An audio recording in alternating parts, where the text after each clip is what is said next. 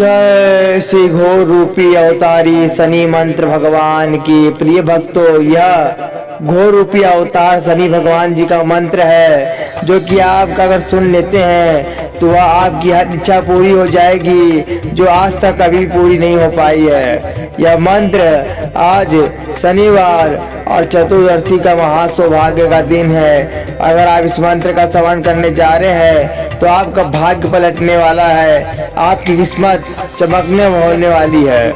इस मंत्र को सुनते ही आपके रोंगटे खड़े हो जाएंगे और पैसा इतनी तेजी से आएगा कि संभाल नहीं पाओगे। नोटों की गिनती नहीं कर पाओगे, पैसा ही पैसा बरसना शुरू हो जाएगा और शनि भगवान जी घर में प्रकट हो जाएंगे और इतना धन बरसा देंगे कि आपने कभी सोचा ही नहीं था यह मंत्र को सुनते इतना पैसा आएगा। आज मैं धन्य धान से भर गया हूँ, आप इस मंत्र को सुनकर पैसा बरसाओ। आइए मंत्र का श्रवण करते हैं। ओम सं शनिश्चराय ह्रीं हं महाशक्ति नमो नमः। ओम सं शनिश्चराय ह्रीं हं महाशक्ति नमो नमः। ओम सं शनिश्चराय ह्रीं हं महाशक्ति नमो नमः। ओम सं शनिश्चराय ह्रीं हं महाशक्ति नमो नमः। ओम सं शनिश्चराय ह्रीं हं महाशक्ति नमो नमः। ओम सं शनिश्चराय ह्रीं हं महाशक्ति नमो नमः। ओम सं शनिश्चराय ह्रीं हं महाशक्ति नमो नमः। ओम सं शनिश्चराय ह्रीं हं महाशक्ति नमो नमः। ओम सं शनिश्चराय ह्रीं हं महाशक्ति नमो नमः। ओम सं शनिश्चराय ह्रीं हं महाशक्ति नमो नमः। ओम सं शनिश्चराय ह्रीं हं महाशक्ति नमो नमः। ओम सं शनिश्चराय ह्रीं हं महाशक्ति नमो नमः। ओम सं शनिश्चराय ह्रीं हं महाशक्ति नमो नमः। ओम सं शनिश्चराय ह्रीं हं महाशक्ति नमो नमः।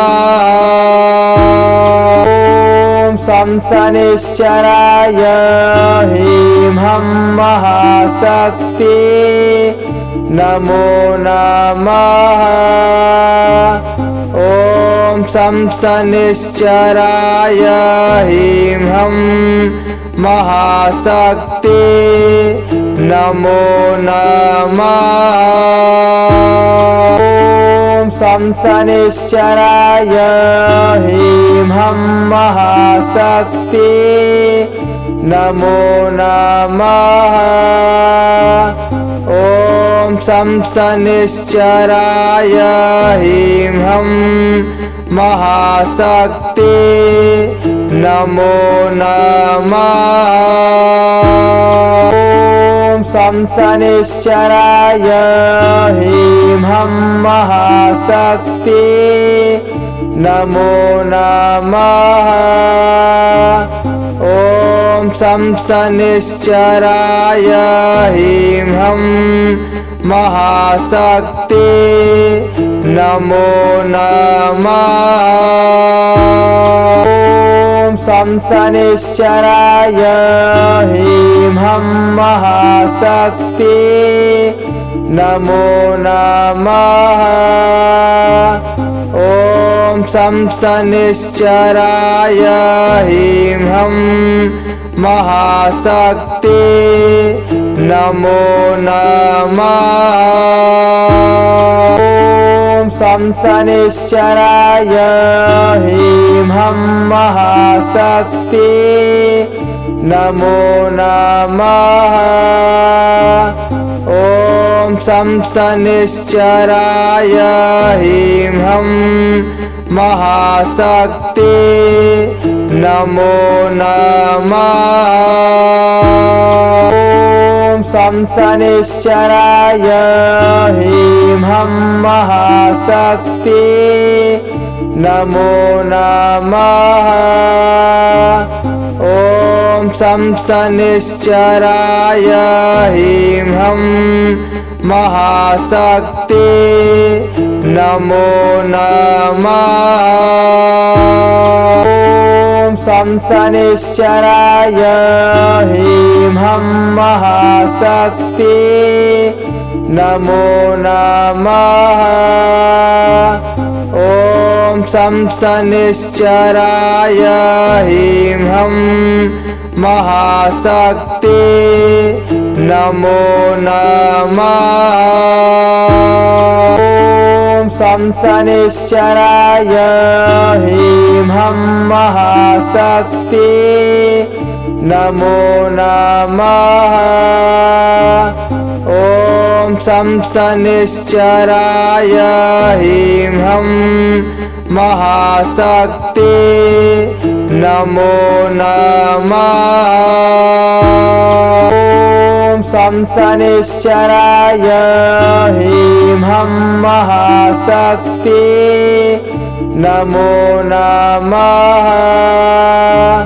ॐ शं शनिश्चराय ह्रीं ह्रं महाशक्ते नमो नमः। ॐ शं शनिश्चराय ह्रीं ह्रं महाशक्ते नमो नमः। ॐ शं शनिश्चराय ह्रीं ह्रं महाशक्ते नमो नमः। ॐ शं शनिश्चराय ह्रीं ह्रं महाशक्ते नमो नमः। ॐ शं शनिश्चराय ह्रीं ह्रं महाशक्ते नमो नमः। ॐ शं शनिश्चराय ह्रीं ह्रं महाशक्ते नमो नमः। ॐ शं शनिश्चराय ह्रीं ह्रं महाशक्ते नमो नमः। ॐ शं शनिश्चराय ह्रीं ह्रं महाशक्ते नमो नमः। ॐ शं शनिश्चराय ह्रीं ह्रं महाशक्ते नमो नमः। ॐ शं शनिश्चराय ह्रीं ह्रं महाशक्ते नमो नमः। ॐ शं शनिश्चराय ह्रीं ह्रं महाशक्ते नमो नमः। ॐ शं शनिश्चराय ह्रीं ह्रं महाशक्ते नमो नमः। ॐ शं शनिश्चराय ह्रीं हं महाशक्ते नमो नमः। ॐ शं शनिश्चराय ह्रीं हं महाशक्ते नमो नमः।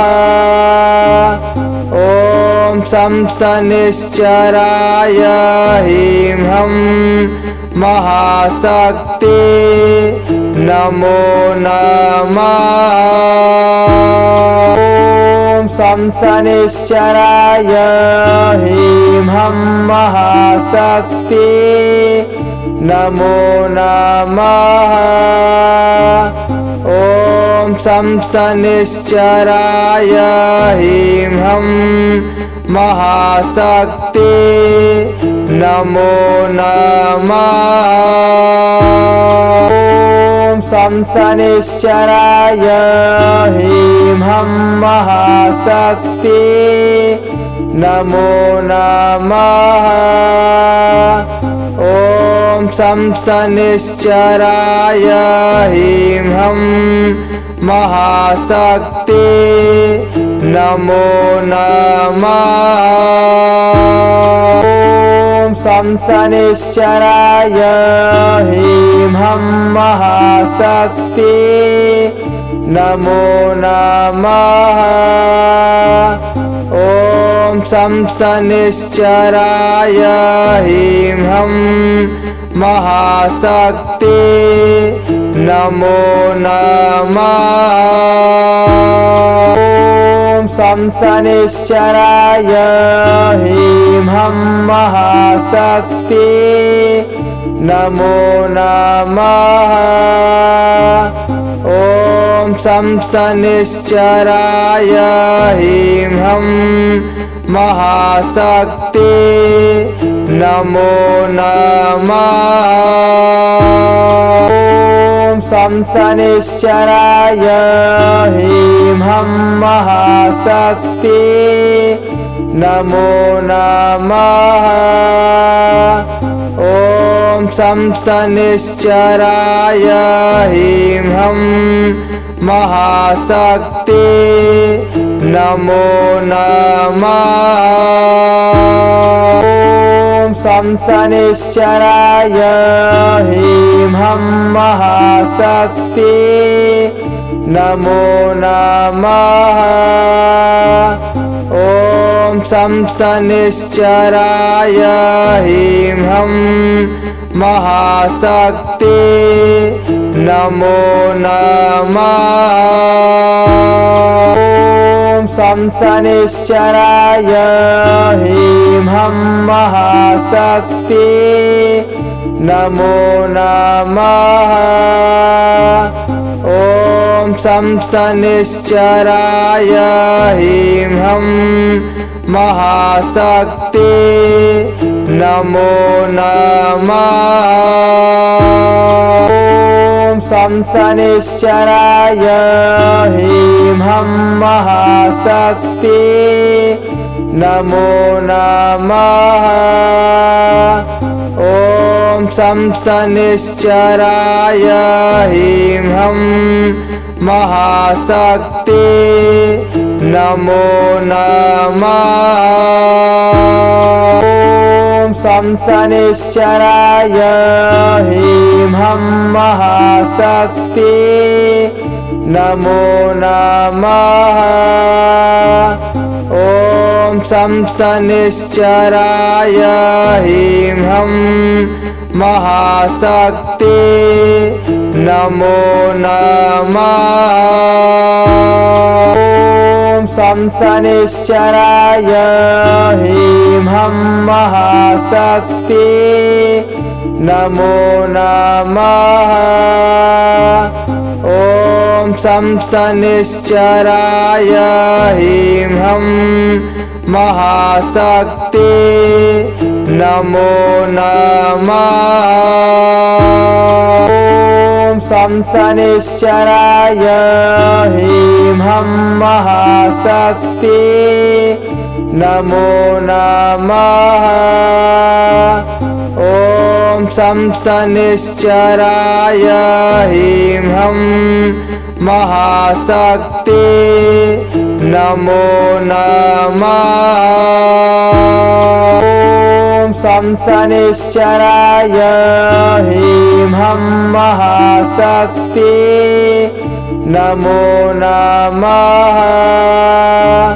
ॐ शं शनिश्चराय ह्रीं हं महाशक्ते नमो नमः। ॐ शं शनिश्चराय ह्रीं हं महाशक्ते नमो नमः। ॐ शं शनिश्चराय ह्रीं हं महाशक्ते नमो नमः। ॐ शं शनिश्चराय ह्रीं हं महाशक्ते नमो नमः। ॐ शं शनिश्चराय ह्रीं हं महाशक्ते नमो नमः। ॐ शं शनिश्चराय ह्रीं हं महाशक्ते नमो नमः। ॐ शं शनिश्चराय ह्रीं हं महाशक्ते नमो नमः। ॐ शं शनिश्चराय ह्रीं हं महाशक्ते नमो नमः। ॐ शं शनिश्चराय ह्रीं हं महाशक्ते नमो नमः। ॐ शं शनिश्चराय ह्रीं हं महाशक्ते नमो नमः। ॐ शं शनिश्चराय ह्रीं हं महाशक्ते नमो नमः। ॐ शं शनिश्चराय ह्रीं हं महाशक्ते नमो नमः। ॐ शं शनिश्चराय ह्रीं हं महाशक्ते नमो नमः। ॐ शं शनिश्चराय ह्रीं हं महाशक्ते नमो नमः। ॐ शं शनिश्चराय ह्रीं हं महाशक्ते नमो नमः। अगर वीडियो अच्छी लगी तो वीडियो को लाइक कमेंट शेयर सब्सक्राइब जरूर कर ले और बेल आइकन दबा दे और हमारे चैनल को सपोर्ट करें।